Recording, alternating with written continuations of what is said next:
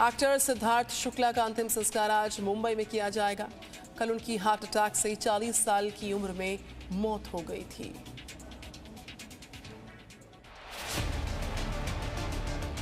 TV industry के बड़े star और बिग बॉस 13 के विनर सिद्धार्थ शुक्ला का आज अंतिम संस्कार किया जाएगा।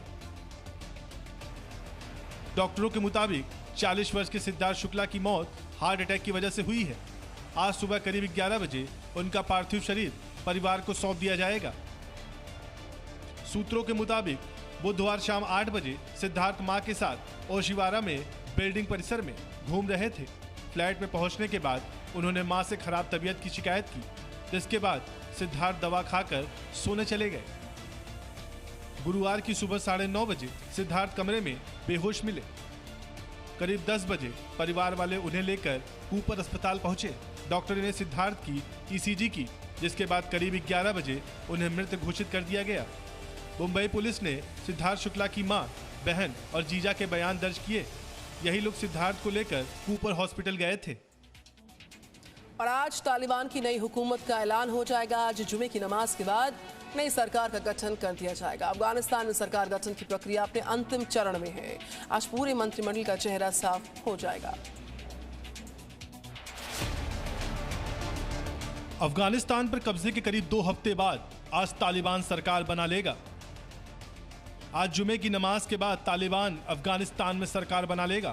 15 अगस्त को अफगानिस्तान की राजधानी काबुल पर कब्जा करने के साथ ही तालिबान ने पंजशीर को छोड़कर पूरे अफगानिस्तान को अपने कब्जे में ले लिया। तालिबान ने ऐलान कर दिया है कि अफगानिस्तान में उसकी नई सरकार का नेतृत्व मुल्ला हैबतुल्लाह अखंदुजादा करेगा, यानी तालिबान का सुप्रीम कमांडर अखंदुजादा होगा, जबकि मुल्ला गनी बरादर राष्ट्रपति बनाया जा सकता है। तालिबान कैबिनेट का तीसरा बड़ा चेहरा मुल्ला मोहम्मद याकूब है, जिसे प्रधानमंत्री बनाया जा सकता है।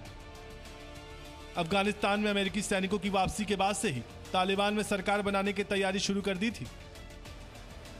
काबुल में मंच तैयार किए जा रहे हैं। बैनर पोस्टर पहले ही छपवाए जा चुके हैं। मुमकिन है कि इस सरकार को लेकर तालिबान आज कोई बड़ा ऐलान कर देगा। तालिबान को लेकर भारत ने कहा कि अफगानिस्तान की जमीन का आतंकवादी गतिविधियों के लिए न हो इस्तेमाल।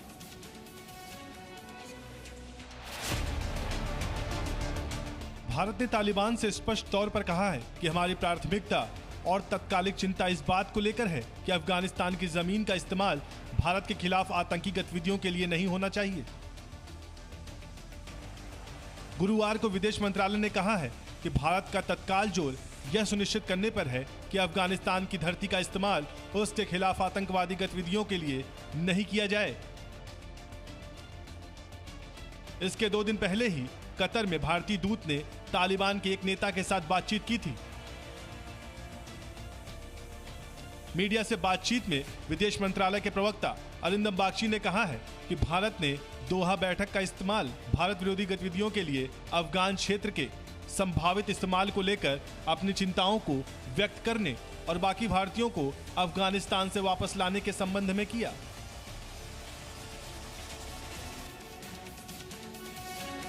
अभिनेता नसीरुद्दीन शाह की तालिबान की जीत पर जश्न मना रही भारतीय मुसलमानों को दी गई नसीहत को देश में व्यापक तौर पर समर्थन मिला। नसीरुद्दीन शाह ने कहा था, खुद से पूछो कि अपने मजहब में सुधार चाहिए या वहशीपन। फिल्म अभिनेता नसीरुद्दीन शाह ने तालिबान का समर्थन करने वालों पर हमला बोला है और कहा है कि वहशी तालिबानियों की वापसी पर जश्न मनाना खतरनाक है।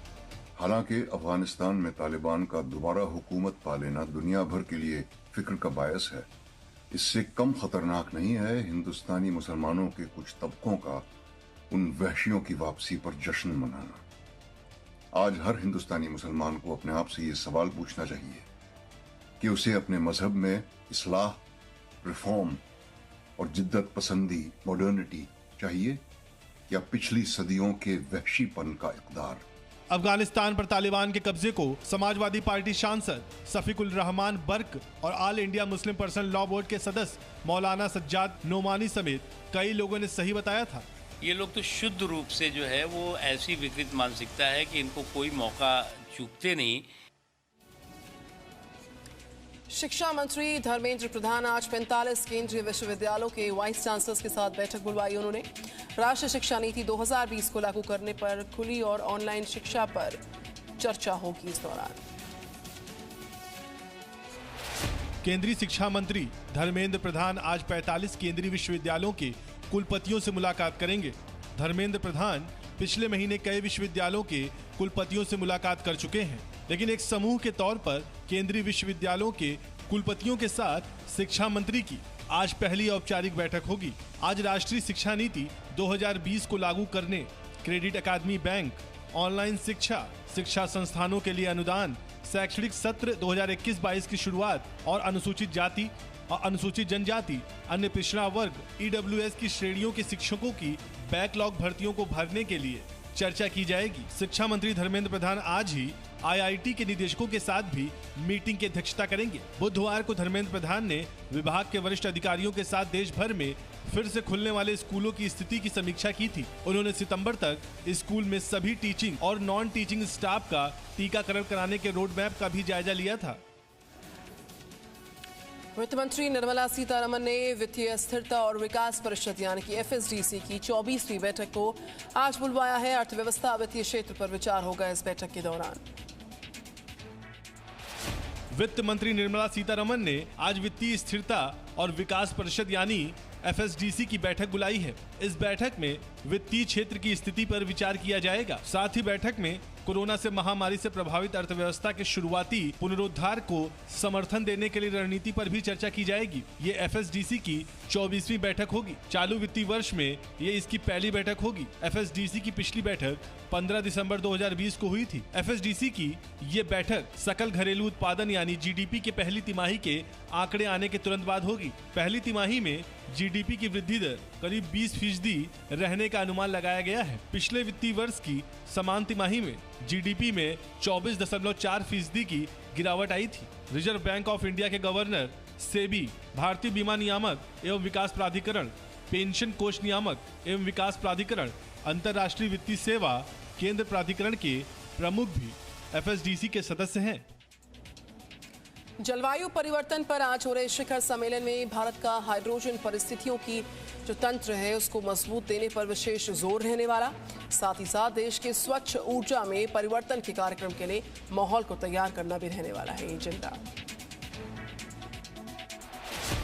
PhD chamber of commerce and industry की पर्यावरण समिति की पहल पर अंतर्राष्ट्रीय जलवायु शिखर सम्मेलन 2021 के हिस्से के तौर पर भारत आज कार्यक्रम की मेजबानी करेगा। ये शिखर सम्मेलन भारत के स्वच्छ ऊर्जा में परिवर्तन के कार्यक्रम के लिए माहौल तैयार करेगा। इस सम्मेलन को पीएम मोदी संबोधित करेंगे। गौरतलब है कि इस आयोजन के लिए आईसीएस ने इन्वेस्ट इंडिया के साथ साझेदारी की है। ये summit PhD chamber, NITI Aayog, पर्यावरण मंत्रालय, औद्योगिक शोध विभाग, सीएसआईआर, विज्ञान और तकनीकी विभाग मिलाकर करा रहे हैं। शिखर सम्मेलन में भारत का हाइड्रोजन पारिस्थितिकी तंत्र को मजबूती देने पर विशेष जोर रहेगा। दुनिया भर के नीति निर्माता, नियामक, उद्योग जगत के दिग्गज, विशेषज्ञ और वैज्ञानिक इस आयोजन में शामिल होंगे। केंद्रीय मंत्री भूपेंद्र यादव और जितेंद्र सिंह, नीति आयोग के सदस्य डॉक्टर वीके सारस्वत और ग्रीन स्टैंड इंडिया के अध्यक्ष स्टल हेराल्ड पेडरसन प्रमुख तौर पर कार्यक्रम में हिस्सा लेंगे। और यूपी के उप मुख्यमंत्री केशव प्रसाद मौर्य ने 2017 के विधानसभा चुनाव के मुकाबले साल 2022 में उनकी भूमिका को लेकर पूछे गए सवाल के जवाब में कहा कि वो अध्यक्ष नहीं है, लेकिन 2022 में उनका जिम्मेदारी अध्यक्ष से कम नहीं रहने वाली। साथ ही दावा किया कि बीजेपी 300 का आंकड़ा पार कर जाएगी। उत्तर प्रदेश के उप मुख्यमंत्री केशव प्रसाद मौर्य ने अगले साल की शुरुआत में होने वाले विधानसभा चुनाव में 2017 की तरह बीजेपी के पक्ष में चुनाव नतीजे आने का दावा किया है। केशव प्रसाद मौर्य ने कहा है कि 2022 के विधानसभा चुनाव में 2024 के लोकसभा चुनाव की लड़ाई होने वाली है, क्योंकि दिल्ली का रास्ता यूपी से होकर जाता है। यूपी का चुनाव मुख्यमंत्री योगी आदित्यनाथ के नेतृत्व में ही लड़े जाने की बात कहते हुए केशव प्रसाद मौर्य ने यह भी स्पष्ट किया कि चुनाव के बाद मुख्यमंत्री का फैसला केंद्रीय नेतृत्व और निर्वाचित विधायक करेंगे। साथ ही पीटीआई न्यूज एजेंसी को दिए इंटरव्यू में केशव प्रसाद मौर्य ने 2017 के विधानसभा चुनाव के मुकाबले 2022 में उनकी भूमिका को लेकर पूछे गए सवाल के जवाब में कहा कि वे अध्यक्ष नहीं हैं, लेकिन 2022 में उनका दायित्व अध्यक्ष से कम नहीं होगा। साथ ही केशव प्रसाद मौर्य ने दावा किया कि बीजेपी 2022 में 300 का आंकड़ा पार करेगी। तो वहीं बाढ़ से बेहाल बहराइच, गोंडा, बलरामपुर, सिद्धार्थनगर, महाराजगंज का दौरा करेंगे यूपी के सीएम योगी आदित्यनाथ। यूपी के सीएम योगी आदित्यनाथ लगातार बाढ़ प्रभावित इलाकों का दौरा कर रहे हैं। सीएम योगी आज यूपी बाढ़ प्रभावित जिलों का दौरा करेंगे। योगी आज बाढ़ग्रस्त बहराइच, गोंडा, बलरामपुर, सिद्धार्थनगर, महाराजगंज का जायजा लेंगे। इसके अलावा सीएम योगी राहत सामग्री के बांटे जाने की समीक्षा बैठक भी करेंगे। गोंडा में घाघरा व सरयू नदी खतरे के निशान के ऊपर बह रही है। नदी का जल स्तर बढ़ने से दर्जन भर गांव बाढ़ से प्रभावित हैं। कई गांव टापू में बदल गए हैं। बाढ़ के चलते सैकड़ों एकड़ फसल नदी में बह रही है। ग्रामीणों का आरोप है कि जिला प्रशासन की तरफ से किसी भी तरह की राहत सामग्री नहीं दी गई है। सीएम योगी दोपहर 2 बजे बहराइच पहुंचेंगे। दोपहर 2:40 पर मीडिया से संवाद भी करेंगे। शाम 4:15 पर गोंडा में मीडिया से संवाद करेंगे।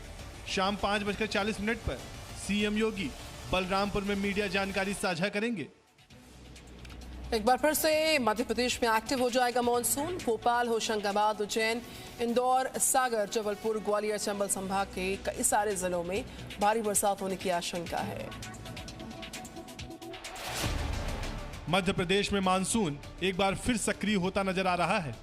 मौसम विभाग के मुताबिक मध्य प्रदेश में एक बार फिर से बारिश का दौर शुरू होने वाला है, जिसके चलते मौसम विभाग ने एमपी के कई जिलों में बारिश का अलर्ट जारी किया गया है। मौसम विभाग ने भोपाल समेत होशंगाबाद, उज्जैन, इंदौर, सागर, जबलपुर, ग्वालियर और चंबल संभाग के कई जिलों में भारी बारिश का अनुमान जताया गया है। मौसम विभाग का कहना है कि कई जगहों पर गरज चमक के साथ कई जिलों में बिजली चमकने की भी आशंका है। मौसम विभाग ने भोपाल, होशंगाबाद, ग्वालियर और चंबल संभाग के कई जिलों में बिजली गिरने की भी आशंका जताई है और लोगों को सावधानी बरतने को कहा गया है। गौरतलब है कि बीते 24 घंटों के दौरान इंदौर समेत कुछ जिलों में अच्छी बारिश हुई है। बंगाल की खाड़ी में बने दबाव के चलते मौसम विभाग ने भोपाल और इंदौर में अच्छी बारिश होने की उम्मीद जताई है।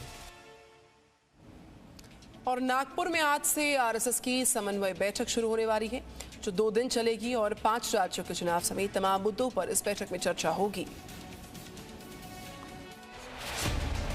राष्ट्रीय स्वयंसेवक संघ की समन्वय बैठक आज से नागपुर में होने जा रही है। संघ के केंद्रीय पदाधिकारी के साथ साथ 36 सहयोगी संगठनों के पदाधिकारी भी शामिल होंगे। ये बैठक नागपुर के रेशम बाग में मौजूद हेडगेवार स्मृति भवन में होने जा रही है। बैठक में आरएसएस प्रमुख मोहन भागवत के साथ साथ सर कार्यवाहक दत्तात्रेय होसबोले, पूर्व सह कार्यवाहक भैयाजी जोशी समेत तमाम बड़े पदाधिकारी मौजूद रहेंगे। हर साल सितंबर में एक बड़ी समन्वय बैठक होती है, लेकिन कोरोना की वजह से पिछली बार छोटी बैठक हुई थी और इस साल भी छोटी बैठक ही हो पा रही है। इसमें संघ के कुछ अखिल भारतीय अधिकारी और कुछ विविध संगठन जैसे विश्व हिंदू परिषद, अखिल भारतीय विद्यार्थी परिषद, भारतीय मजदूर संघ, विद्या भारती, अखिल भारतीय संगठन जैसे संगठनों के मंत्री भी मौजूद रहेंगे। माना जा रहा है कोरोना के हालात के सामान्य होने पर अगले साल की शुरुआत में व्यापक बैठक हो सकती है।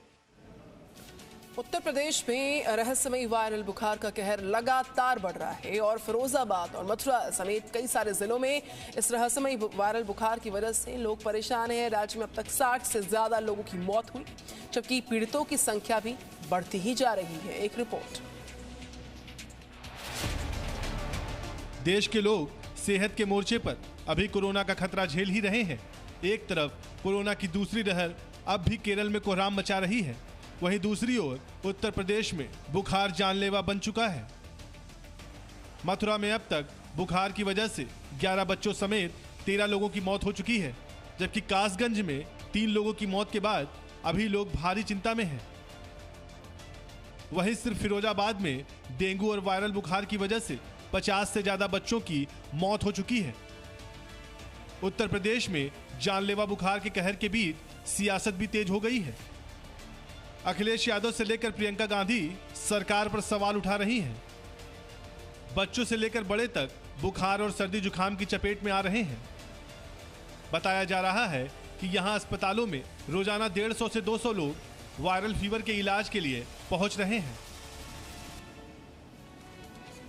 केंद्र सरकार ने भारत की जनता से वैक्सीन लगवाने की अपील की, साथ ही भीड़ से बचने की सलाह भी दी। घर पर ही त्योहार मनाने के लिए कह दिया क्या है। कोरोना की तीसरी लहर का डर बताकर सरकार ने यह अपील देश की जनता से फिर की। केंद्र सरकार ने कोरोना की तीसरी लहर के खतरे को देखते हुए लोगों से वैक्सीन लगवाने और घर पर ही त्योहार को मनाने की अपील की है। इसके अलावा सरकार का कहना है कि टीका लगवाने के बाद भी लोगों को भीड़ भाड़ से बचना चाहिए। हालांकि सरकार ने साप्ताहिक पॉजिटिविटी रेट में कमी की बात जरूर कही है, लेकिन अब साथ ही ये भी जोड़ दिया है कि कोरोना की दूसरी लहर अभी हमारे बीच से अभी गई नहीं है। सरकार ने कहा कि अब भी देश में 39 जिले चिंता का विषय बने हुए हैं, जहां 31 अगस्त को समाप्त हुए सप्ताह के दौरान कोरोना संक्रमण की दर 10% से ज्यादा रही। इसके अलावा 38 जिलों में ये आंकड़ा 5 से 10% का है। सरकार के मुताबिक अब तक देश में 16% वयस्कों को कोरोना वैक्सीन की दोनों डोज लग चुकी है। इसके अलावा 54% वयस्कों को कम से कम एक टीका लग चुका है। Presenting B News app, available on Google Play and App Store. Download it now.